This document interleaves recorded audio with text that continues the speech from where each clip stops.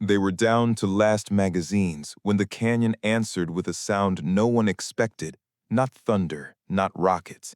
Just a quiet crack that erased a heavy gun like it had never existed. No aircraft, no rescue, just one decision traveling faster than fear. Men ducked, radios screamed, dust lifted in a silver sheet, and every SEAL looked up, asking the same question: who did that? The answer wasn't on their roster. It wasn't even in their plan, and yet it was already sighting the next target. You're watching the Storyscape, where impossible orders collide with unforgettable courage. Before we begin, tell us in the comments where you're watching from. The desert was jagged and merciless. 23 SEALs hugged broken stone while a truck-mounted gun ripped fire down the valley. Above them, fighters owned the high terraces, rifles blinking orange in the dusk. Every call on comms carried the same truth: there would be no air support. 5 hours until dawn, no one believed they'd last that long. Bravo was bleeding, Alpha pinned, Charlie scattered. Ammunition was down to handfuls. Chief O'Hara slammed his helmet into the dirt as another burst chewed sparks off their cover. That gun keeps singing, we're finished. No one argued. Behind the main line, the signals team huddled in a culvert. Specialist Avery Quinn sat cross-legged, wind meter tapping against her vest. To the platoon, she was a comms tech, a weather girl, extra baggage. She wasn't watching the SEALs, though. Her eyes tracked the drift of dust and the bend of heat shimmer. She was reading the canyon itself. Reyes slid into the culvert, face tight. We pulled to secondary and hope the north slot is clear. It isn't, Quinn said flatly. They've already closed it. Her gaze shifted upward. The west spine, steep, jagged, dismissed in planning. From there, every terrace and the gun were exposed. Dangerous, yes, but decisive. Recommend overwatch from the spine. I can correct, she said calmly. Reyes blinked.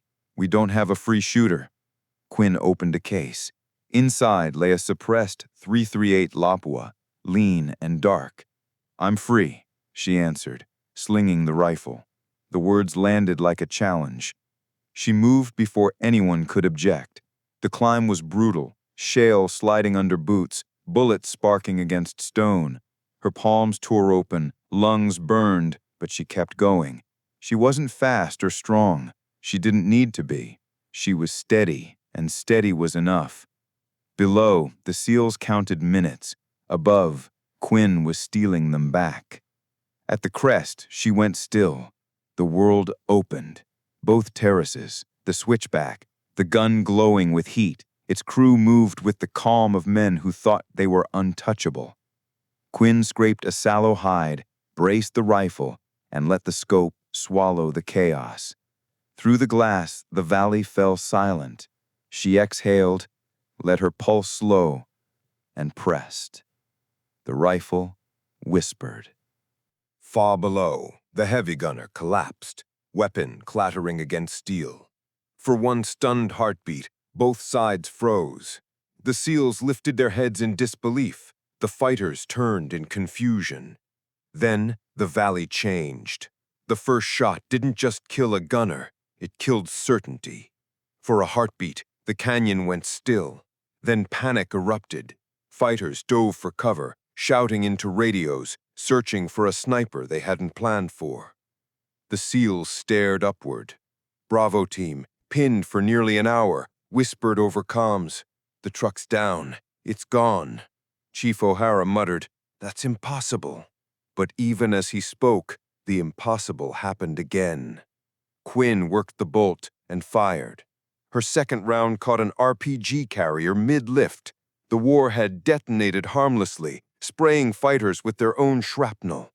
The explosion shocked both sides. The SEALs gasped. The enemy broke formation. Martinez's voice snapped through the net. "Whoever you are, don't stop." On the ridge, Quinn shifted position, crawling to fresh cover. She never fired twice from the same spot. Through her scope, she picked out leaders shouting orders, spotters pointing lasers, machine gunners bracing belts. Each time she squeezed the trigger, another piece of the enemy's rhythm disappeared. Down below, the SEALs realized survival had a name, and it wasn't theirs. The terraces tried to regain control, but every attempt collapsed under invisible fire.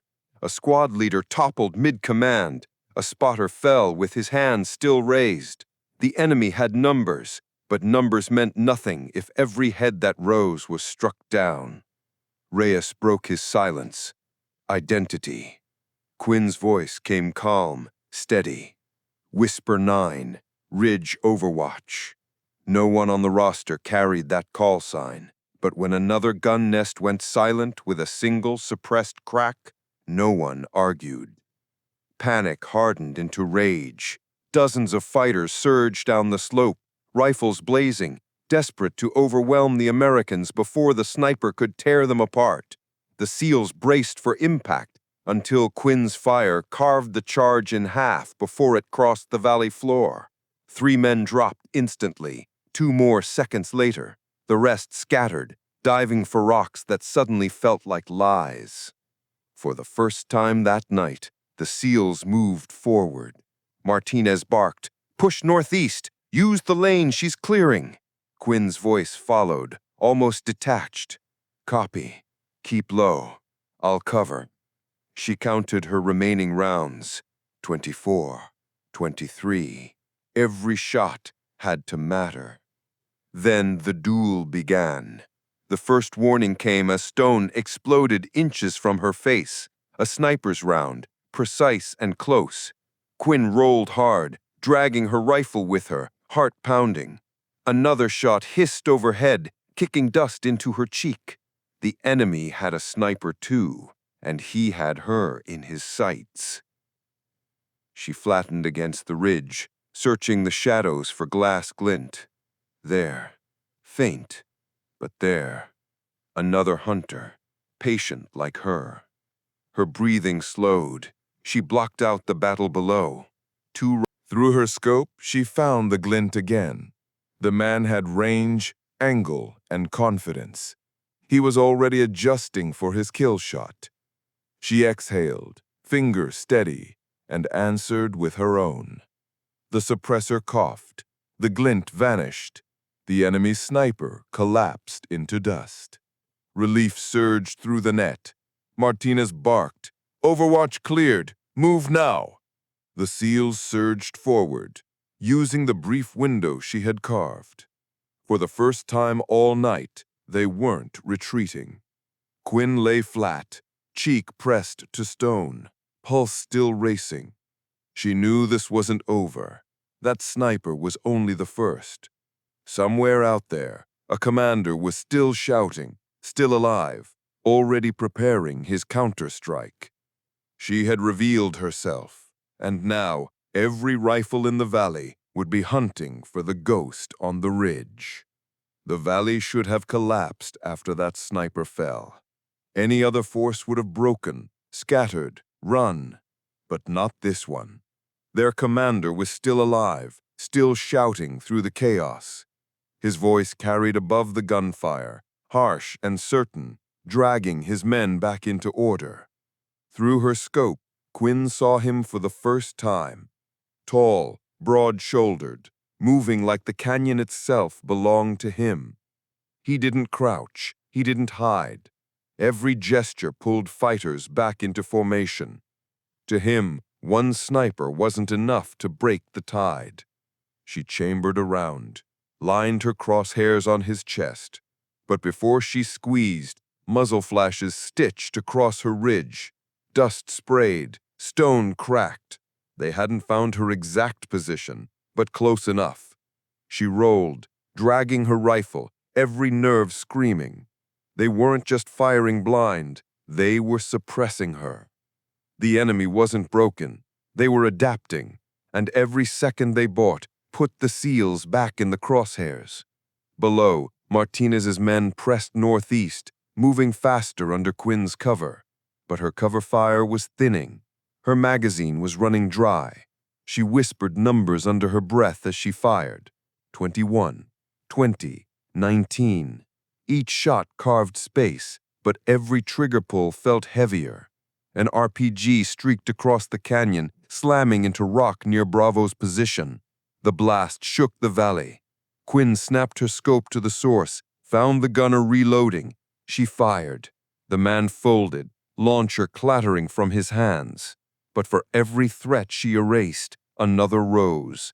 Machine guns barked from rooftops. Fighters leapt between rocks, trying to swarm the Americans. Her cheek pressed to the cold stock. Quinn forced herself calm. She couldn't kill them all. She didn't need to. She needed to carve a path. One lane of survival, long enough for the SEALs to reach better ground.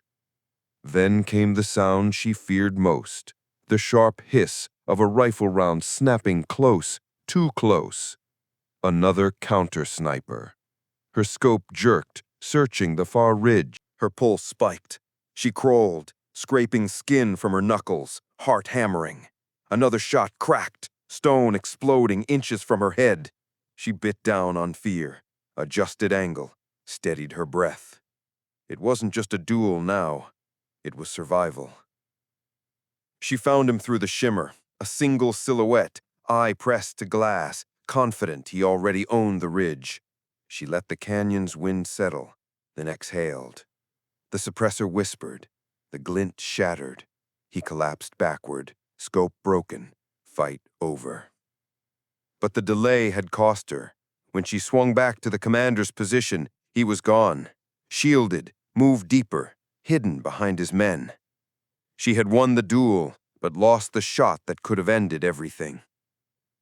Below, the SEALs pushed harder, momentum surging. They were no longer prey. They were advancing, their shouts sharp, movements confident. Martinez barked into comms. "Guardian, keep them blind!" "Copy," Quinn answered, though her voice carried a weight none of them heard. Her ammo count was dwindling fast. 17 rounds left. 17 lives to spend. Through her scope, she tracked a squad circling toward Bravo's flank. She fired. 1, 2, 3. The squad collapsed in seconds. But the fourth man got a rocket off before falling. The trail screamed toward the SEALs, smoke cutting across the canyon. Quinn swung, fired again. The rocket exploded midair, fire raining harmlessly into dust. The net erupted with cheers, disbelief mixing with adrenaline. But she didn't celebrate. Her eyes stayed on the valley, searching, calculating. Every round she used was one less chance to end it. The enemy commander wasn't done. He rallied his fighters into tighter groups, forcing them forward with brutal orders. She could see it, the way men flinched but obeyed anyway. Fear of him was outweighed by fear of her. That made him more dangerous than any weapon. Her crosshairs searched for him, but he stayed hidden, shielded behind bodies, never exposed more than a fraction of a second. She ground her teeth. Ending him was the only way to break the night. Below, O'Hara shouted over comms, "We're low here, last mags!" His men fired in shorter bursts now, conserving what little they had. Every eye turned upward, trusting an unseen sniper to buy seconds they no longer owned. Quinn whispered her own count. 14. 13. 12. Every shot landed, but each one carried a weight heavier than the last. She wasn't just fighting the enemy. She was fighting time, fighting math, fighting the reality that her rifle couldn't hold the line forever. One woman with 12 bullets was holding back an army. But for how long? The commander raised his voice again, rallying fighters for a final push. She could hear them shouting, could see shapes moving in waves. This wasn't just an attack. It was a storm. Quinn wiped blood and dust from her cheek, steadied her hands, and pressed her scope forward. Her magazines were thin, her body shaking from recoil and exhaustion. But there was no retreat. Not for her, not for the men below. The enemy roared, surging toward the SEALs like a tide. Quinn's finger tightened on the trigger, her breath slowing to ice. She had no choice. She would fire until the canyon itself went silent. And then, through her glass, she finally saw him again. The commander, exposed, shouting, a single target that could end the night if she lived long enough to take the shot. Through her scope, Quinn finally had him, the commander. Broad shoulders, radio clenched in one fist, shouting men back into order like the battle was already his again. He didn't flinch, didn't duck. He stood in the open, daring the night to challenge him. One round here, and everything could end. She steadied her breathing, lined the crosshairs on his chest, finger curling. A storm of tracer fire erupted across her ridge. Stone burst beside her, shards slicing her cheek. She rolled, dragging the rifle across jagged rock. The commander vanished into cover. The shot was gone. The kill that could have ended it slipped away in sparks and dust. Below, Martinez's SEALs were sliding backwards, their voices sharp with panic. "Alpha's dry! We can't hold the flank!" The heavy burst shook the canyon, swallowing every word. Quinn pressed herself flat, reloaded, and forced calm into her veins. She crawled to a new perch and sighted in. A machine gun team hammering Alpha's position. One shot, gunner dropped. Second shot, the loader fell across the weapon. Silence where seconds earlier had been thunder. She whispered her count. 11. Another burst of fire. RPGs arcing across the valley. Quinn tracked one, pressed. Her bullet met the warhead mid-flight. The explosion lit the night, a fireball tearing itself apart in the air. Men dove for cover, blinded by their own weapon turned against them. Cheers cracked over the net. "She saved Bravo!" Martinez's voice cut in, commanding again. "Push northeast, move while you've got it." But Quinn didn't celebrate. Her hands reloaded on instinct. 10 rounds left, each one heavier than the last. Rehook. The SEALs were moving because of her, but every bullet she fired drained the hourglass. She scanned again. Movement. 5 fighters sprinting along a shadowed draw. RPGs on their backs. Her angle was bad. She had to climb. Her palms tore open as she clawed higher. Every breath scraped like glass in her throat. She reached a narrow shelf, slammed the bipod flat, and sighted in. 5 silhouettes, 5 rockets aimed for Bravo's exposed side. She squeezed. One fell. Fired again. Second dropped. The survivors loosed their payloads. White smoke trails screamed across the canyon. Quinn swung fast, pressed. Her round caught one rocket mid-air, detonating it into a blossom of fire that rocked the valley walls. She snapped to the 4th fighter, bullet cutting him down before he could steady. The last panicked, launcher slipping from his hands as Quinn's final shot dropped him in the dirt. Smoke rolled in waves, fire reflecting off broken stone. But Bravo was alive. On comms, disbelief poured through. "She stopped the rockets! Guardian, don't ever quit!" Martinez roared his men, rallying them. "Advance! Take the gap she bought you!" Quinn's count slipped again. 7 left. Only 7. Her scope swept back to the terraces. The commander was there again, shouting, pulling his fighters tight. Even in chaos, he bent them into formation. Fear of him outweighed fear of dying. He was the spine holding the fight together. Break him, and the body collapsed. She dialed, breath steady, crosshairs on his chest. Her finger tightened, and then she saw it.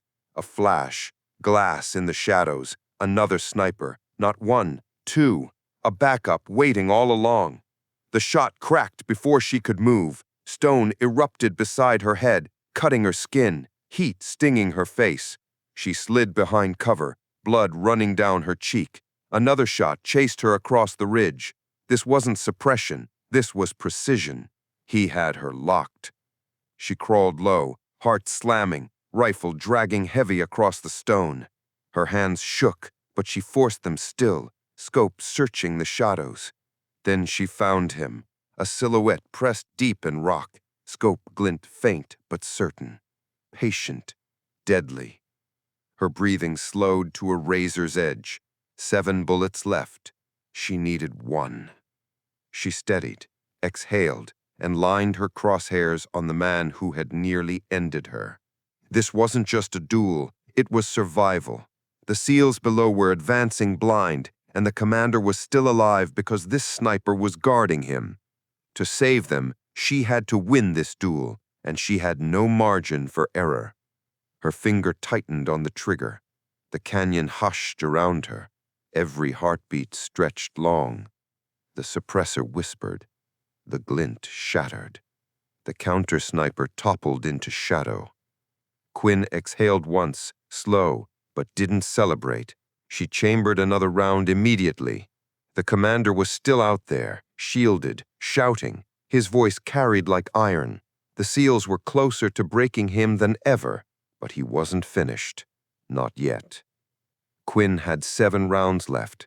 Somewhere in the smoke, the commander was waiting, and this time he would not give her a second chance.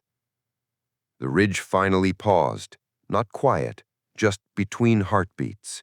Quinn lay flat, cheek to stone.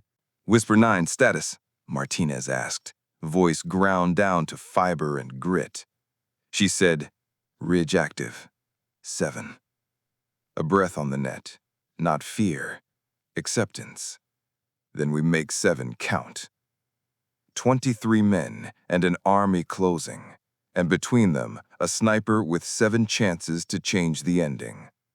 Through glass, the canyon separated into parts. Terraces layered like shelves, alleys of broken stone, a switchback pitted by blast scars. Smoke bled sideways on a crosswind that shifted by the minute. The enemy commander's voice cut through the chaos, hard, direct, pulling squads back into shape by tone alone. He'd lost guns, ground, and men. He hadn't lost control. A 5-man element sprinted along Alpha's open flank. Quinn led the point man, half a body, pressed. He folded mid-stride. Second dropped a heartbeat later. The surviving 3 dove for rock, not to live, but to buy seconds for the wave behind them. Seconds were expensive. The Americans couldn't afford to spend any. 5, Quinn whispered to herself, sliding the bolt. The number settled in her ribs, weight without panic. She moved 2 body widths, rebuilt her hide with a forearm and a fist-sized stone, and let the scope drink the valley again. Another squad rolled in with RPGs angled high. Instruction, her mentor had said. Every bullet is an instruction. Quinn gave one.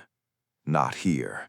She cut the first launcher. Detonation bloomed against the carrier's chest, scattering the line into flame and reflex. Another instruction. Lie down. Second man crumpled before he could shoulder a replacement. O'Hara's shout rode the net. We've got space. Push. Boots 8 meters. The platoon advanced in jagged bursts, sensing a lane they hadn't had all night. Momentum had finally blinked their way, but momentum lies if you don't force it to tell the truth. Quinn scanned for the truth. She found the commander near a fractured wall, radio fist tight, shoulders squared. He didn't crouch.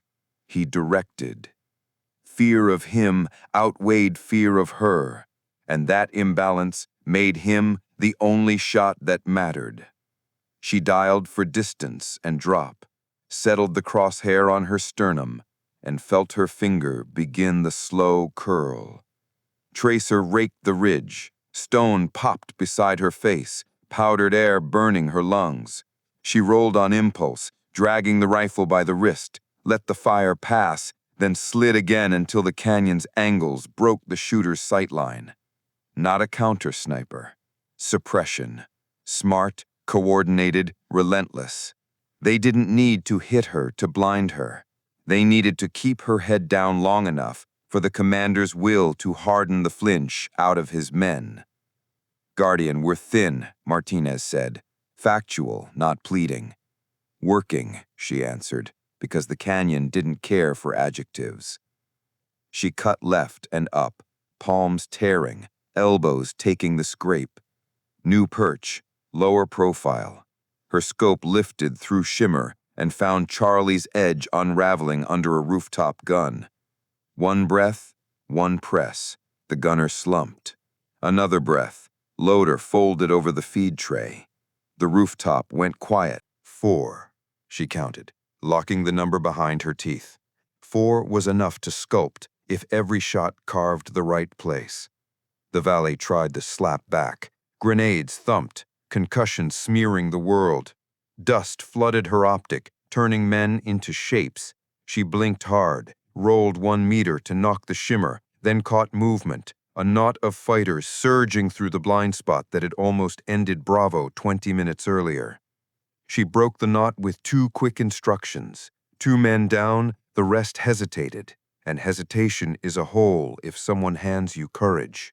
The SEALs took it. Reyes's voice sharpened. Through the gap, now, now. She was buying seconds like a miser, coin by coin, and the platoon was spending them at speed. The ridge flexed under her. Exhaustion crept into little places, the thumb knuckle that ached with every bolt throw, the left forearm trembling under bone load, the heat behind her eyes that wanted to close the scope and keep it closed. She denied each of them by name, then let her breath do what it had done all night, turn noise into count. 3. She swept the terraces again and found him, commander, closer now, exposed just a breath longer than before, rallying a final cordon around the compound's heart. If she could take him, the valley would fold like canvas. If she missed, the Americans would hit a wall with nothing left to climb. Her finger found the trigger's first pressure. The line steadied. A wink of glass knifed the edge of her sight picture, not the familiar glint she'd killed earlier, a thinner, deeper star in shadow. 3rd sniper, patient, late, and exactly where she would have put him if she were guarding a king. His shot cracked first. Rock spat shards across her cheek, heat and sting, the world jerking sideways as she rolled. She slid until the ridge split his lane, rebuilt prone with an elbow and a breath, and hunted the pinpoint again. Nothing. He'd shifted. Good. So had she. 2. The number felt like a verdict. It was only a tool. Whisper 9, Martinez said, closer now. Breath rough but steady. We're at the wall, 10 meters, if you can spare us anything. I'm going to find you a second, she said, and meant it literally. She needed 1 second where the commander stood unguarded and the 3rd shooter blinked. She made it. She created it. She cut 2 small threats fast, 1 man shouting directions with a radio high, another dragging a belt toward a gun that might have mattered in 3 heartbeats. Those kills weren't about body count, they were about silence, forcing the enemy to look the wrong way for exactly long enough. A second is nothing in a life. In a battle. The door opened. The commander stepped through it, yelling for a countercharge, torso exposed to keep brave men braver. Quinn slid a half-mil left for the crosswind that had deepened since sunset. Settled the crosshair in the place where breath turns into language, and felt the trigger take up clean. The ridge whispered danger again, not a crack, an intuition honed in the empty hours before dawn, when you can hear the earth change its mind. She broke the squeeze, rolled, and a round ripped through the space her head had just abandoned. The 3rd sniper was good enough to hit the thought of her. She found him by nothing, by the way shadow didn't breathe for a count of 2, by the absolute stillness of a rock that should have carried mirage ripple but didn't. She let that absence become a target. 2, she mouthed, then corrected herself, because correction is control. 1 for him, 1 for the spine. Her heartbeat tried to hurry. She slowed it with math. Distance, angle, Density, the way the night had cooled the air into something heavier than at dusk. She let the scope blur a degree, then pulled it sharp until the absence became enough. The suppressor gave her the soft permission it had given all night. A puff of dark dust winked where no wind should have formed. The third glint didn't shatter. There had been no glint, but the silence there changed. She held through recoil, saw the silhouette fold inward, and knew. One. The word didn't frighten her. It clarified everything. This was why she had climbed, not to win a statistic, not to collect a number, but to write one sentence correctly with a single period. "Guardian," Martinez said, not asking this time, promising. "We're breaching." "Then I'm ending," she answered, and slid back to the angle she'd built for one man only. The commander stood on broken concrete 5 meters left of where he had been, half-turned to drag a wounded fighter behind a pillar while still shouting orders that kept men from running. He'd earned the respect that made others die in front of him. Some enemies are cruel. This one was committed. It mattered to aim anyway. Mercy and accuracy aren't opposites. Sometimes they share the same sightline. The crosshair settled where command becomes breath. The wind had dropped. The canyon had finally decided which side it was on. She let her lungs empty, found the stillness between beats, and took the slack out of the trigger until there was no slack left to take. Dawn was still an hour away. The ridge smelled like iron and sage. Somewhere behind her, a helicopter blade would turn much later and pretend it was rescue. Here now, rescue was 1 ounce of pressure. Quinn pressed. The shot wasn't gone. The moment was moving. 1 round. 1 target that kept refusing to be simple. Quinn shifted a breath, adjusted a hair, and chased a vanishing second that would decide whether 23 men saw the sun. The fighter stumbled into Quinn's crosshairs, blocking the commander for a breath that felt like an eternity. Her finger froze on the trigger. If she fired now, the bullet would waste itself, and the chance she had climbed for would be gone. She waited, jaw clenched, lungs burning, as the valley thundered with gunfire, and the SEALs fought on scraps of ammunition. The man collapsed sideways, clearing her view. The commander stepped forward again, radio raised, shouting orders to hold his crumbling line. For a heartbeat, he was exposed. Quinn shifted her scope a fraction, settling the reticle over the single place where 1 round could silence 100 voices. 1 bullet. No rescue. No second chance. She emptied her lungs and pressed. The suppressed rifle whispered, almost gentle after hours of chaos. Through glass, she saw the commander jerk, radio spinning into the dirt as his body folded. He hit the wall, slid, and didn't rise again. The change was instant. The valley that had roared with discipline broke into panic. Fighters scattered, their courage bleeding out with the man who had held them together.